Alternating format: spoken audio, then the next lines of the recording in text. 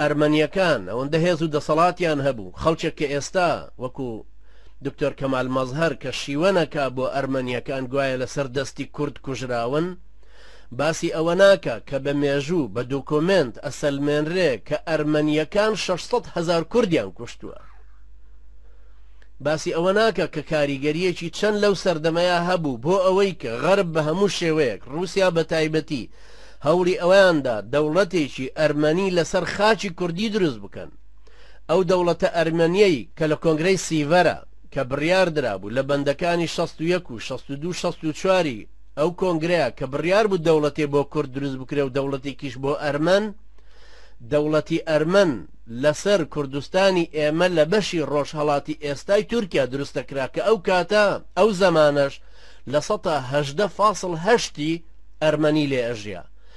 خۆی ئەو سەردەمە ئەگەر بێت و کوردەکانی خۆمان نەیانتوانایە ئەو مەشروعە ئیستیعماریە لەبار ببەن، ئەبوایە ئێمە ئێستا وەکو فەلەستینیەکان ئاوارە بین و شیوەن بجێڕین بۆ ئەوەی چۆن بگەڕێنەوە بۆ ئەوەی کە بوعدێکی بەلفۆر دەوڵەتێکی ئیسرائیلیشی لە باکووری کوردستانی ئێمە دروستە کرد. لەبەرەوە زۆرە بێ ئاگادار بین لەوەی کە تاریخی ئێمە خەڵکێکی تر شیوەنێکە جێڕێ بۆ ئەوەی کە کورد ئەرمەنی زۆر کوشتووە. ئەوەلەن وەسائقەکانی هەمووی لە رووسیا وەرگرتوتەوە کە رووسیا ئەرمەنیەکانی هێنایە ئەوێ بۆ ئەوەی دەوڵەتێ لەوێ دروست بکرێ. ئەمەش تەمان منعیوە ناکە کە لەو سەردەمەیە شەڕ و پێکچێشانێکی زۆر بووە و لە هەموو سەردەمێکیشە ئەو جۆرەشتانە هەر هەبوون، بەڵام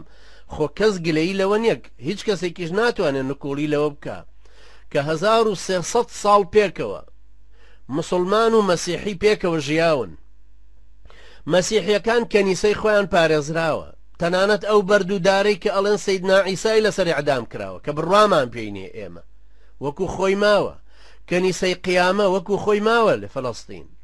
بەیت لەحم شوێنی لەدایکبوونی سەیدنا عیسا ئاسەوارەکان هەمووی وەکو خۆی ماوە. ئەتباعەکانی سەیدنا عیسا یەکی وەکو لۆکاس کە بە عەربی پێوترە لۆقا، هەروە تەرجمە کراوە بۆ کوردی بۆ لۆقا، یان مەرقۆس کە خۆیان پێڵێن مارکۆس،